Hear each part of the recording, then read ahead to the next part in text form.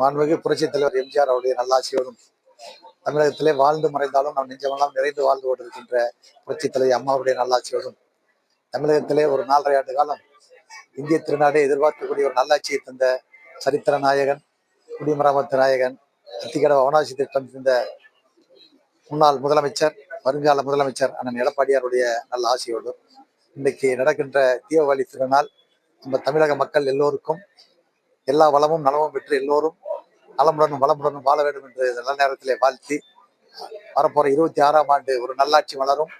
இன்றைக்கு எல்லா மக்களும் ஒரு இன்னைக்கு போதை கலாச்சாரம் இல்லாத ஒரு நல்ல அரசாக, லஞ்ச லாவணியம் இல்லாமல் ஒரு நல்ல அரசாக அண்ணன் எடப்பாடியார் அவர்கள் வருவார்கள். தமிழக மக்கள் அடுத்த தீபாவளி மிக சிறப்பாக கொண்டாடுவதற்கு எல்லாம் வல்ல இறைவன் வழிபடும் என்று அன்போடு கேட்டு விடைபெறுகிறேன். நன்றி, வணக்கம்.